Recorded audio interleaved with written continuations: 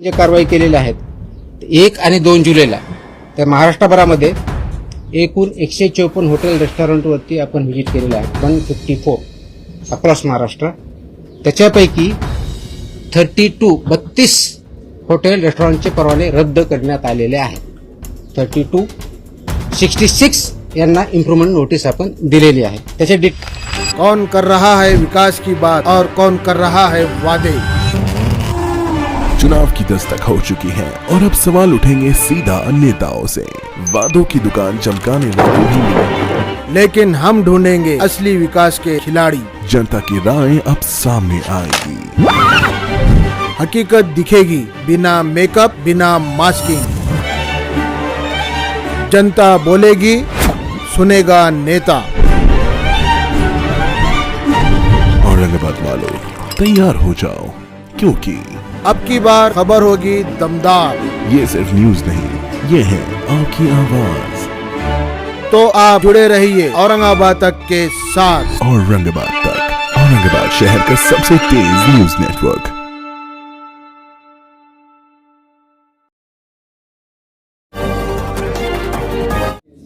Energy drink जो है stick, उसको लेकर विधानसभा में सवाल उठाया गया. उसे बदली या प्रतिबंध लगाया जाएगा और 500 मीटर के दायरे में स्कूल या कॉलेजेस में अगर बेचा जा रहा है तो उस पर कार्रवाई होगी. तो आपका एफडीए डिपार्टमेंट उस पर किस तरह की कार्रवाई करेगा, आपके पास क्या उसको लेकर आपने योजना बनाई? है ना, मुझे पता है. आंसर दिया गया है अधिवेशन में. इश्यू एवढा आहे की हे जे सो कॉल्ड एनर्जी ड्रिंक्स आहेत, त्याच्यावरती एनर्जी ड्रिंक लिहिलेलं आहे. 2 दिवसापूर्वी किंवा 3 दिवसापूर्वीची फसायची ऑर्डर 30 जून 2026 फसायने ऑर्डर्स काढल्या आहेत, नोटिसेस काढलेल्या आहेत. हे जे सो कॉल्ड एनर्जी ड्रिंक लिहिलेलं आहे ते लिहिता येत नाही, क्लेम करता येत नाही, म्हणून 30 जूनच्याच फसाईच्या ऑर्डर्स आहेत.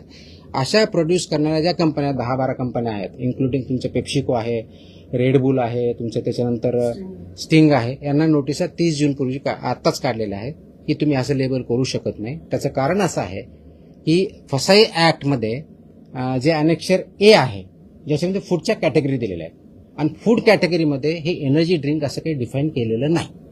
म्हणून त्या ऑर्डरमध्ये असं स्पेसिफाय केलेलं आहे की जे त्याचा आधार घेऊन किंवा शेड्यूल 4 ज्याच्या आधारे हे मान्य केलेलं आहे त्याचा आधार घेऊन तुम्ही एनर्जी ड्रिंक असं लिहिता कामा नये. हे त्या कंपनीला ऑलरेडी फसाईने नोटीस काढलेली आहे. त्याच्यामुळे तो त्याच्यावर लिहिण्याचा जो प्रकार आहे आता इथून पुढे बंद होईल. त्याच्या एक वो बंद होईल.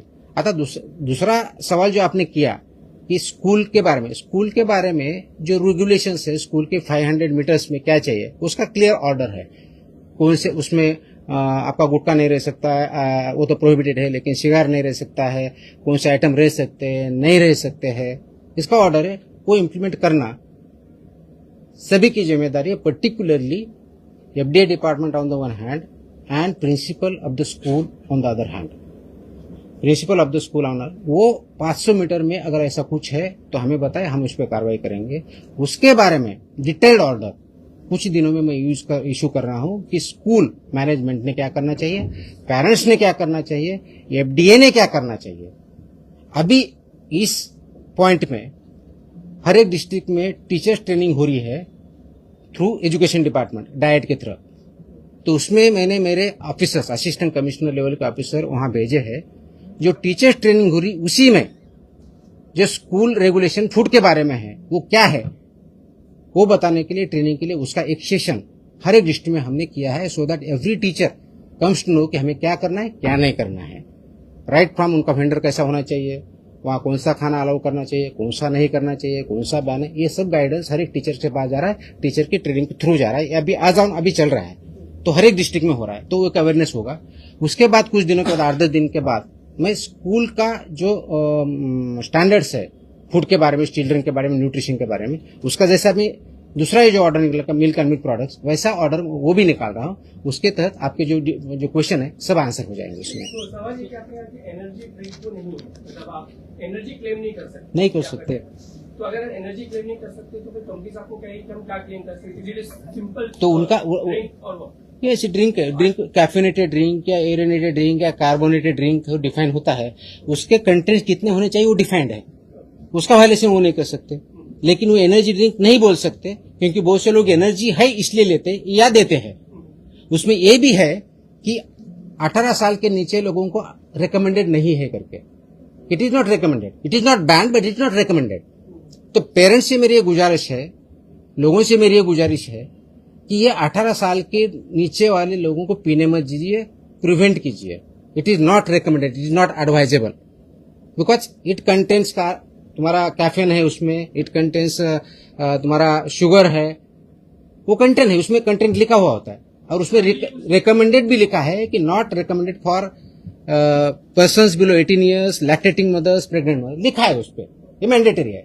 तो मेरा ये है कि लोगों ने इसको पालना चाहिए, इसका इम्प्लीमेंटेशन करना चाहिए, सेल्फ इम्प्लीमेंटेशन करना चाहिए, ऑटोमेटिकली प्रॉब्लम सॉल्व हो जाएगा. सर, ये फिर भी आप जैसे कह रहे हैं कि 18 साल के नीचे को आप यूज नहीं कर सकते, लेकिन हम देखते हैं कि हाईली यूज रेड इस रिकमेंडेड, प्रिवेंटेड नहीं है, रिकमेंडेड है.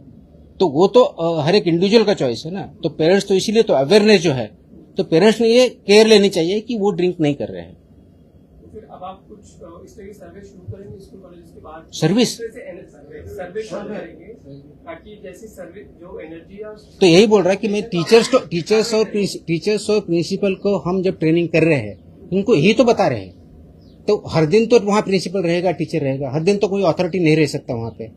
तो हर दिन उनके पास स्कूल में बच्चे आते हैं, पेरेंट्स से इंटरेक्शन रहता है, एरिया उनके कंट्रोल में, उनको फुल अथॉरिटी है. और उनका कोई कंप्लाई नहीं कर रहा तो हमें इंटीमेट करे, हम वहाँ पे कार्रवाई करेंगे. But primarily principal of the school has to do it. इसके ऑर्डर्स में निकाल रहा हूँ तो वो होगा. तो और इसके साथ पेरेंट्स ने कोऑपरेट किया, ऑटोमेटिकली ये हम काम अच्छी तरह से कर सकते हैं. जरूरी है. सर, एक महत्वाचं लास्ट मागच्या आठवड्यामध्ये मुख्य सचिवांनी एक बैठक घेतली होती. त्या बैठकीला महिला बाल कल्याणचे सचिव, सगळे जेडपी सचिव, सीईओ आणि कलेक्टर होते. त्यावेळेला THR टेक होम रेसिपी जी योजना आहे त्या योजनेतून मुलांना घरपोच आहार दिला जातो 0 ते 6 महिने ते 3 वर्षापर्यंतच्या मुलांना. तर तो जनावरांनाही खाण्याच्या लायकीचा नाहीये आणि तुम्ही अशा पद्धतीनं देता आहात, अशा पद्धतीचं स्टेटमेंट मुख्य सचिवांचं होतं. आणि त्यामुळे तुमच्या विभागाचा निधी हा पशुसंवर्धनाला दिला पाहिजे आणि तुम्ही खूप केअरलेस वागता असं स्टेटमेंट होतं. तर तुम्ही त्या THR संदर्भात काय ऍक्शन करणार? हे स्टेटमेंट मला माहीत नाही, मी त्याच्यावर कमेंट करण्याचं काहीही कारण नाहीये. बट माझ्या डिपार्टमेंटच्या FDAचा जो काही रोल आहे तो एवढाच आहे की सर्व प्रकारचे जे काही फूड आहे त्याचं टेस्टिंग करणं, त्याच्यामध्ये अंगणवाडीला जाण्याच्या फूडचं ते पण टेस्टिंग करतो, जे स्वस्त धान्य दुकान आहे ते करतो. त्याची इंटेन्सिटी आम्ही वाढवणार आहोत, सॅम्पल आणखी चांगल्या पद्धतीने वाढवणार आहोत आणि तिथं काही चुका असेल त्याच्यावरती आम्ही कारवाई करणार आहोत. अरे एक मिनिट, आता भरपूर वेळ झालाय.